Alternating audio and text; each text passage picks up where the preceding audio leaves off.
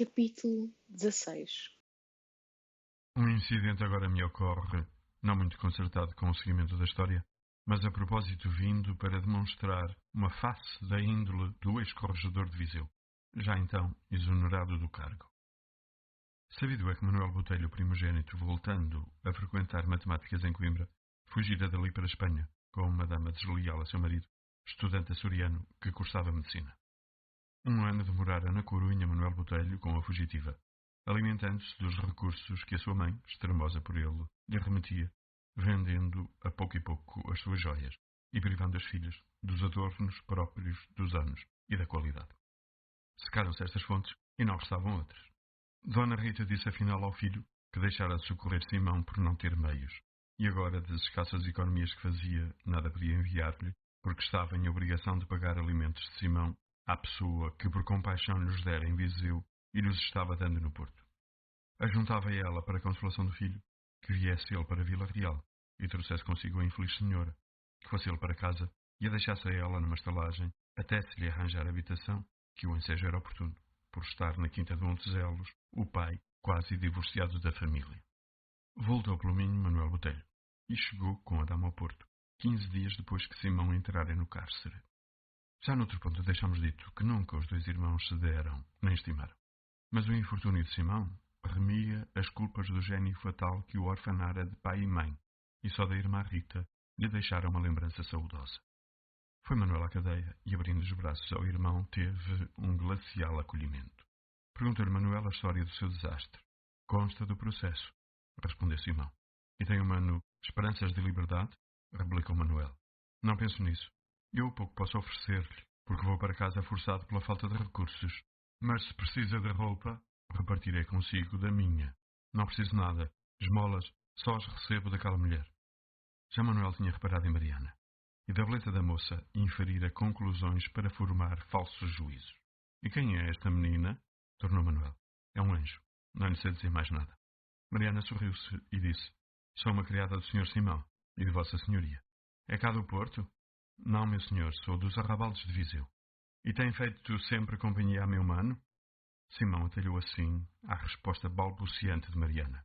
A sua curiosidade incomoda-me, mano Manuel. Cuida que não era ofensiva, replicou o outro, tomando o chapéu. Quer alguma coisa para a mãe? Nada. Estando Manuel Botelho na tarde desse dia fechando as malas para seguir jornada para Vila Real, foi visitado pelo desembargador Mourão Mosqueira e pelo corregedor do crime. Devemos à espionagem da polícia, disse o corregedor, a novidade de estar nesta estalagem um filho do meu antigo amigo, condiscípulo e colega Domingos Correia Botelho. Aqui viemos dar-lhe um abraço e oferecer o nosso préstimo. Esta senhora é a sua esposa? Continuou o magistrado, reparando na açoriana. Não é minha esposa, balbuciou Manuel. É minha irmã. Sua irmã? Disse Mosqueira. Qual das três? Há 5 anos que as vi em Viseu, e grande mudança fez esta senhora, que não me recordo das suas feições absolutamente coisa nenhuma. É a senhora Dona Ana Amália? Justamente, disse Manuel. Bela, e afirmou que está, minha senhora. Mas fez-se um rosto muito outro do que era. Vieram ver o infeliz Simão? Atalhou o corregedor. Sim, senhor, viemos ver meu pobre irmão. Foi um raio que caiu na família aquele rapaz, ajuntou Mosqueira. Mas pode estar na certeza que a sentença não se executa. Diga à sua mãe que me ouviu da minha boca. O meu tribunal está preparado para lhe minorar a pena em 10 anos de degredo para a Índia, e seu pai, segundo me disse na passagem para Vila Real, já preparou as coisas na suplicação e no desembargo do passo. Não obstante o morto lá ter parentes poderosos nas 2 instâncias. Quiséramos absolvê-lo e restituí-lo à sua família, mas tanto é impossível. Simão matou e confessa soberbamente que matou.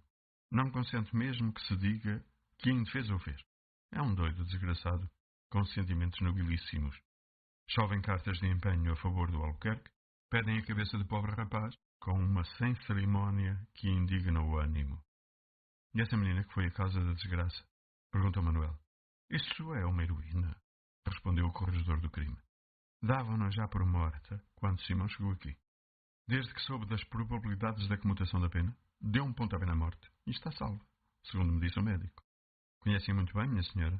Disse o desembargador à dama, suposta irmã de Manuel. Muito bem, respondeu ela, relanceando os olhos ao amante. Dizem que é formosíssima. Certo, acudiu Manuel. É formosíssima.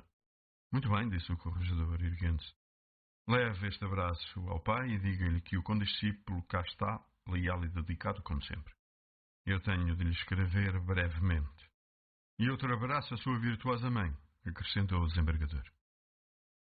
Vou desconfiado, disse o mosqueiro ao colega. Manuel Botelho tinha, há coisa de um ano, fugido para a Espanha com uma senhora casada. Aquela mulher que vimos não é irmã dele. Pois se nos mentiu, é patife, por nos obrigar a cortejar uma concubina. Eu me informarei, disse o corregedor, ofendido no seu austero pundonor.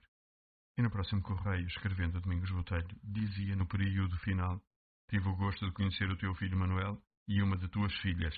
Por ele te mandei um abraço e por ela te mandaria outro, se fosse modo ensinarem velhos a meninas bonitas como se dão os abraços nos pais. Estava já Manuel em casa e cuidava em trastejar uma modesta casa para a açoriana, auxiliado por sua bondosa e indulgente mãe.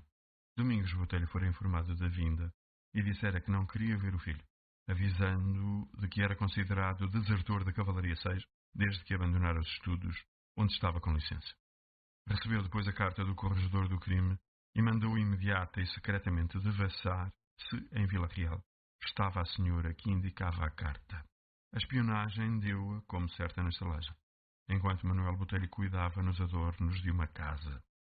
Escreveu o magistrado ao juiz de fora, e este mandou chamar à sua presença a mulher suspeita e ouviu dela a sua história sincera e lagrimosamente contada.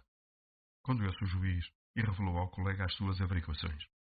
Domingos Botelho foi a Vila Real e hospedou-se em casa do juiz de fora, onde a senhora foi novamente chamada, sendo que, ao mesmo tempo, o general da província lavrava ordem de prisão para o cadete desertor de cavalaria de Bragança. A açoriana, em vez do juiz, encontrou um feio homem, de carrancuda sombra e aparências de intenções sinistras. Eu sou o pai de Manuel, disse Domingos Botelho. Sei a história da senhora. O infame é ele. Vossa Senhoria é a vítima. O castigo da senhora principiou desde o momento em que a sua consciência lhe disse que praticou uma ação indigna. Se a consciência lhe não disse ainda, ela lhe dirá. De onde é? Da Ilha de Faial, respondeu trêmula a dama. Tem família? Tenho mãe e irmãs. Sou mãe, aceitá-la ia? Se a senhora lhe pedisse abrigo? Creio que sim. Sabe que Manuel é um desertor que a estas horas está preso ou fugitivo. Não sabia. Quer isto dizer que a senhora não tem proteção de alguém? A pobre mulher soluçava, abafada por ânsias e debulhada em lágrimas. Porque não vai para a sua mãe? Não tem recursos alguns, respondeu ela. Quer partir hoje mesmo? À porta da estalagem, daqui a pouco, encontrará uma liteira e uma criada para acompanhá-la até ao porto. Lá entregará uma carta. A pessoa a quem escrevo lhe cuidará da passagem para Lisboa. Em Lisboa, outra pessoa a levará a bordo da primeira embarcação que sair para os Açores. Estamos combinados? Aceita? E veja as mãos de Vossa Senhoria. Uma desgraçada como eu não podia esperar tanta caridade. Poucas horas depois, a esposa do médico, que tinha morrido de paixão e vergonha, talvez, exclama uma leitora sensível. Não, minha senhora.